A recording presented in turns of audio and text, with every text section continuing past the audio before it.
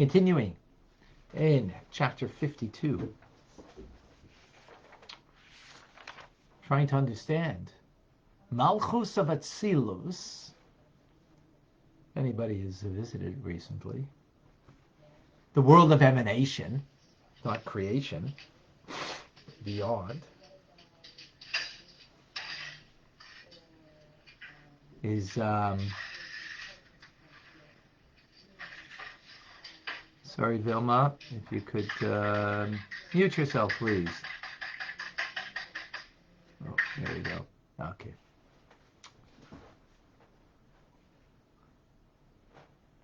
Malchus of Atzilus. We have 4 different ways to understand it, or to explain it, to define it. It's called Alma Disgalia, the revealed world. It's called Matronisa, the queen, reveals the king in the household. Ematata, nether mother, the lower mother. There's a higher mother, a lower mother. Bina is the higher. Malchus is the lower. The mother who tends to the children. That's what a mother is, right? And then Shechinah. Shechinah, divine presence. All of that, as we explained at great length yesterday, is defining Malchus of Atzilus, which is the revelation, manifestation of the general flow of divinity that comes by way of divine intelligence through the Torah, through Chabad of Atzilus. Chachma Bina V'das, wisdom, understanding, and knowledge. So, this Shechinah, that we're going to call it, it's one of those words that's very Jewish, meaning, it's hard to say it. So the Shechinah itself is the origin and the core manifestation of the Ein Sof, of the limitlessness of God, that illumines the worlds and reveals that the source of all streams of vitality in the worlds are coming through it. Through the Shechinah is then the light that is diffused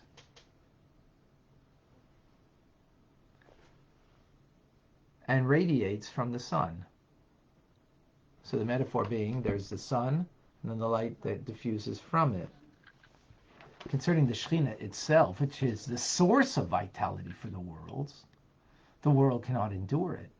Because the light of Shechinah, if it itself were to dwell in the worlds, without concealment, without a garment that conceals, right, to screen out the light, then we would end up being like the ray of light within the sun, nullified in our source. And there would be absolutely nothing but the ray of light within the sun, because we would be in our source and nullified to our source and not being a created being. So that's the power of the Shechinah, right?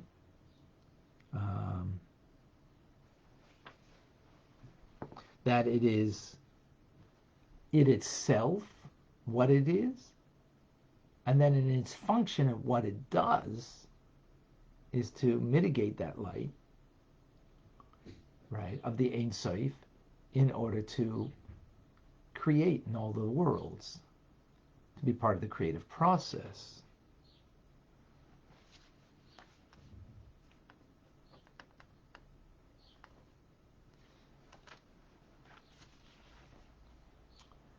So Malchus of Atzilus means royalty, of the world of emanation.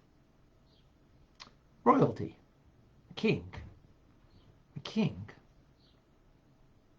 and queen. Um, and the different dimensions of what Malchus is, as we've explained at length. So a king, let's take the metaphor of what a king is. A king is nothing but a reflection of God. A real king. King David. King Mashiach.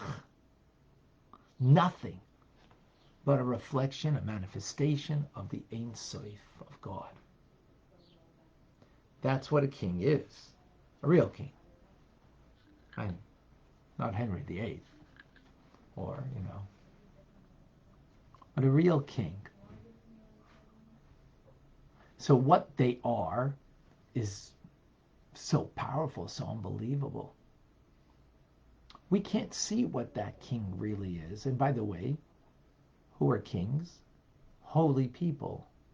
The Talmud says, who are the kings today? They are the sages, the holy sages, like the Rebbe. Those are the kings. Why? Because, again, they are merely a manifestation of the divine. That's everything about them.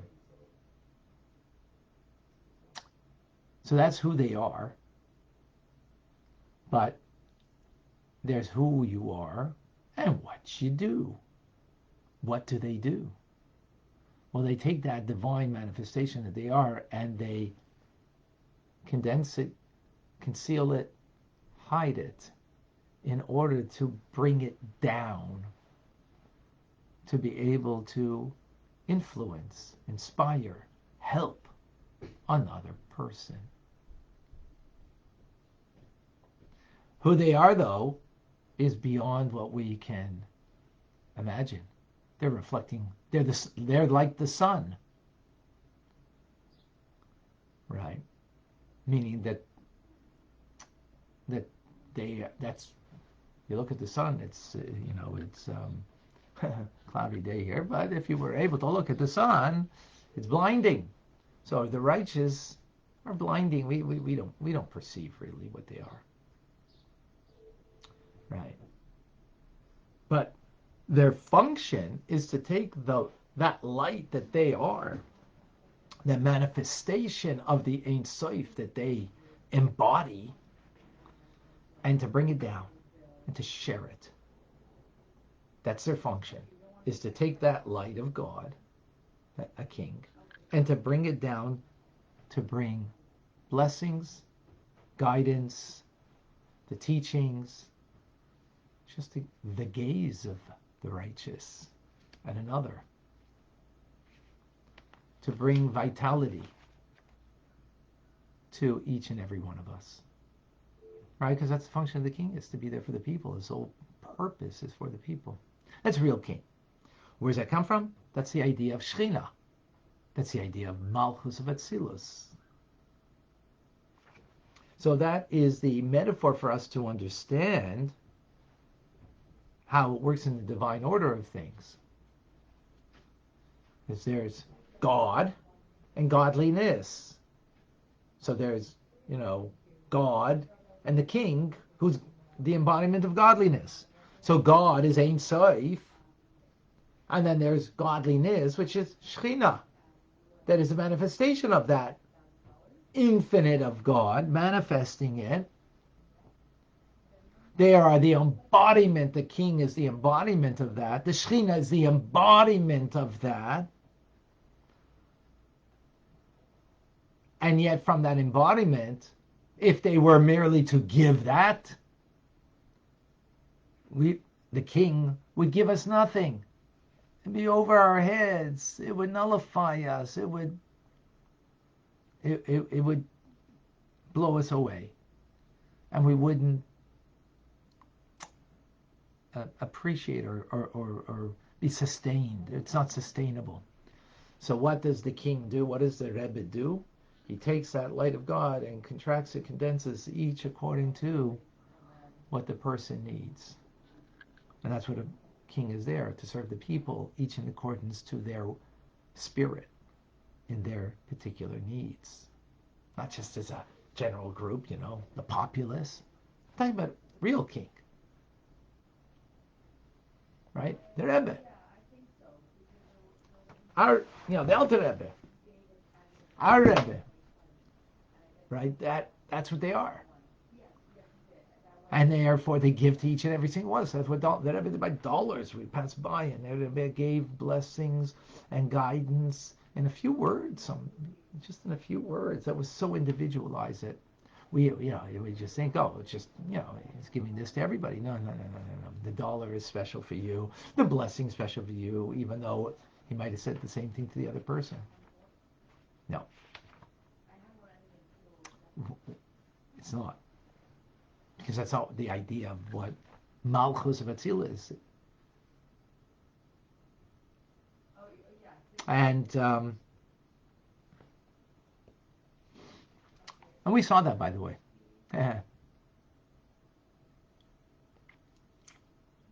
Yeah, actually, just had that experience with a friend of mine.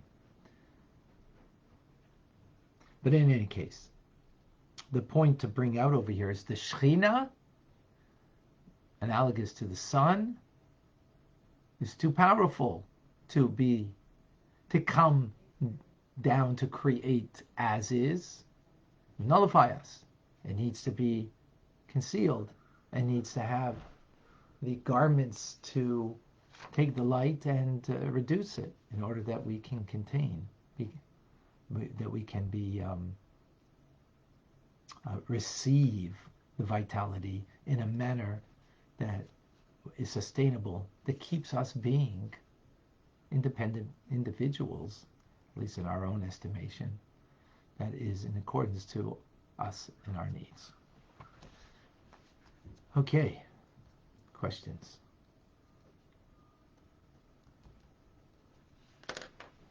Comments, thoughts?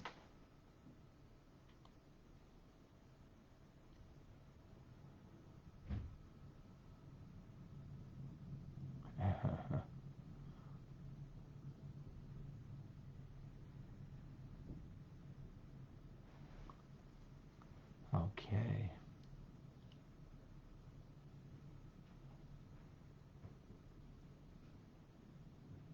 Questions, if you have two question marks first, and then, by the way, right after this class, we're going to go and learn Rambam.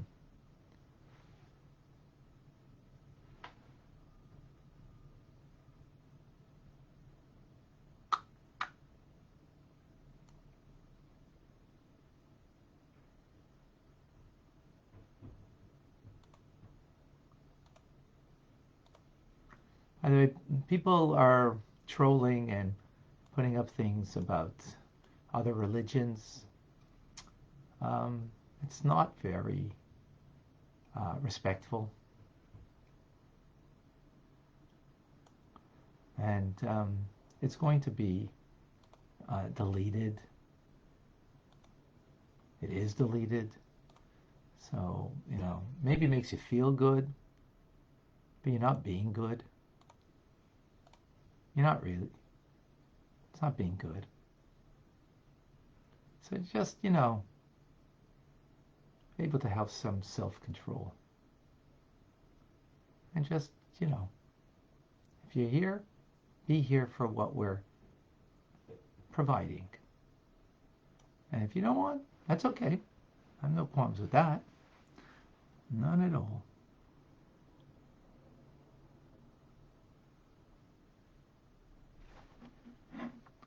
Norm, how are you? Haven't heard from you for a while. Wow, your picture shows you've aged. Somehow I don't think it's you. Norm, please share with us.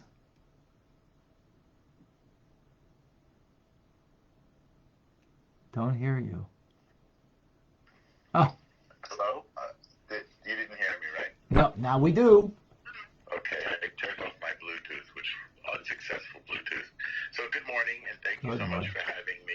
It's beautiful to be here, and I have a much more logistical problem, and that is that I've been traveling for a couple of weeks, and I've really had difficulty keeping my routine up. Travel does that. Sorry? Travel does that. Yeah, and I feel a little bad about it, badly. I'm just going to get back into the swing. Right. The time zones and my sleep schedule and up and down. But I have a 3-day weekend that's good, so I can get back into it. So I just, on the one hand, I wanted to talk about that a little bit. If you have any suggestions for keeping up the rhythm and the routine and contact and putting on tefillin and going to, and all these high ambitions to find a minyan and everything. I was someplace else, and I never ended up doing it. I had one good experience with a minyan overseas, but it was hard to keep it going, especially with my schedule. So that's one thing. I don't know if you have any suggestions, or even, like I'll tell you, I saw some chussids in the airport, right? Right. And I wasn't wearing a kippah. I don't wear a kippah outside for the most part. If I'm in with people that I know I do, I'm a little bit awkward and confused just in the wider world. Right. One of the big things is, what if I do something wrong and then they see that I'm wearing a kippah and then they attribute this wrong thing to all Jews? Like, what if I go into the wrong store or I'm not dressed perfectly, and I don't want them then to sort of have a negative impression of other Jews. So I keep it with me and I put it on when I feel comfortable. So I was in the airport, so I wasn't wearing a kippah, and I really wanted, I saw the chassids like going off into this room that was unmarked, and I just thought, I know they're going to go there to daven. Just know it, I wanted to go with them, but I didn't. I was like, I felt awkward. Insufficient. Awkward. Yeah, awkward. Yeah, insufficiently from, really. So right. That was that story. And I want that courage to just say, listen, are you going to go daven? Even if I'm not that great at davening, which I'm not. So that's one thing. And also I wanted to ask you, I know you say this a lot, so I apologize. Where are you going to go study Rambam, if I can write it down again so that I can follow you over to there? That's what I Sure. want. Zoom. It's on Zoom 770 twice 6085 6085. Batya maybe, or Vilma, if you could send it to Norm, maybe. And if you could, I don't know how to message exactly. If you could do that, that would be great. I have a problem over here with messaging. Thank you. And it's every day at 10 o'clock? Right after learning, right after learning Tanya. Between 10:15, depending on how the Tanya goes. Okay. All right. All right. Thank you, Norm. So first of all, Norm, a suggestion, and just suggestion. But thank you for your openness and your vulnerability. That's really something. And anyway, we got to talk further. But I suggest that when you're going public, you don't need to wear a kippah, but you can wear a cap. Whether it's a baseball cap, whether it's some type of cap, one that you are comfortable with. Doesn't have to be a black. I don't mean a black hat, but some type of cap. So first of all, then when you see those chassids, you're not going to feel uncomfortable because your head's covered, and moreover in fact your head is covered. So the fact that it's not divulging exactly who you are, that's okay. That's secondary to the fact that the head is covered. So that's primary. And once you'll become more comfortable with that, then one thing will lead to another. And on the contrary, one of the reasons why we do cover our head is because then it will prevent us from doing things that we might otherwise do, because we know we're representing something more than ourselves. And first of all, that's a good thing. It may lead me to represent something bad about the Jewish people. If it's a cap, so it won't, first of all. And secondly, that's not the negative is not a reason to not do something. Never is the negative a reason that we shouldn't do. Actually, that was the Torah studies last night that we learned about when you're learning Torah not for the right reasons, right? Always do good, even if it's not for the good reason. and then there may even be some negativity that might be attributed to it. No, always engage in doing that which is good. But and as far as when you're traveling, what I know for me what works is that when I kind of lock myself into a responsibility. So to want to do something and you're not kind of locked in. If you are locked in and you sort of are responsible for something, then it makes it easier. So to come to learn Tanya, you're not responsible, except for yourself, to yourself. You're not responsible to anybody. For a minyan, it could be that, you contact and you tell them that you're coming. So that it makes you feel kind of responsible. You got to go then. If you contact, the synagogue or to the rabbi or whatever. That's just a thought. But more on that to come. Thank you. Thank you. I'm going to continue with some questions. Thank you so much. It's good to catch up. Thank you. Yeah, good to see you. And good to hear from you, as always.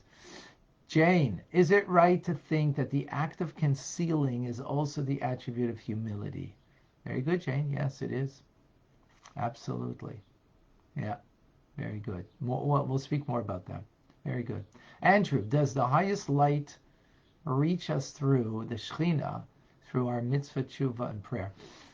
So yes, I just want to make sure that we have a clarity over here. We're talking now about creation. We're not talking about us and our divine service and the mitzvahs that we do, the Torah study, the mitzvahs that we do in our relationship to God. We're going to get there. So we will get greater clarity, and that's where we're going with this. Because right now we're not speaking, when we speak about Shechinah, what are we talking about? We're talking about the Shechinah as the power of God and the creative force. We're not talking about us vis-a-vis God and our connection to God and our relationship with God. That will come. First, we're setting up the backdrop, the context of all of this. All right? But thank you, Andrew. Very good. How does the Shekhinah affect the neshama in Gan Eden?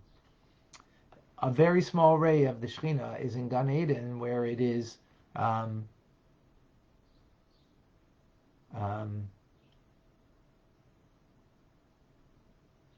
where there's the souls are tantalized in. Yes, very good.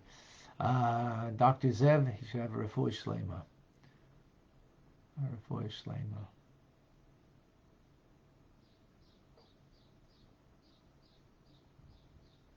I don't see other questions. Natasha. Is the timing of a marriage already decided? I mean, what time someone would marry? Yes and no. Yes and no. John, at what level will the light of Mashiach be? Okay, we're going to get there, John. Very good question. Good. We'll get there.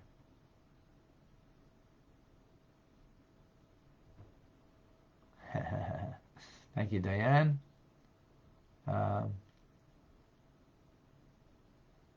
Okay, other people, they said they're using their baseball cap. Beautiful. All right. Amazing as always. We're going to go into Rambam now. Again, 770, 770, 60, 85 is the Zoom address. You can also get it on Facebook on Chabad ZK, as in Zichron Kadeshim. I'm Rabbi Ronnie Fine, coming to you from Chabad Zichron Kadeshim, Chabad ZK, where it's a privilege and a pleasure for me to share the Tanya with you. A great privilege and a great pleasure. So we have now Rambam. I just want to remind you about the TRC community. It's going strong, and the conversations become conversation. Here it's not so much a conversation, even though with Alan we had one, but it's more creating conversation so we can create more what is needed. The light of the Shekhinah that will imbue your life in a way that it's going to be something you can hold on to, own it, and live. Learning to live. We learn in order to live. Learning to live. And that's what we're doing in the TRC. So, yeah. please do come. And for those who are interested, if someone's having a financial difficulty, because it's a very small amount per month, especially something that can be changing your life, that should not be the reason. Please reach out to me, because it's life altering. Have a wonderful day. God bless you all.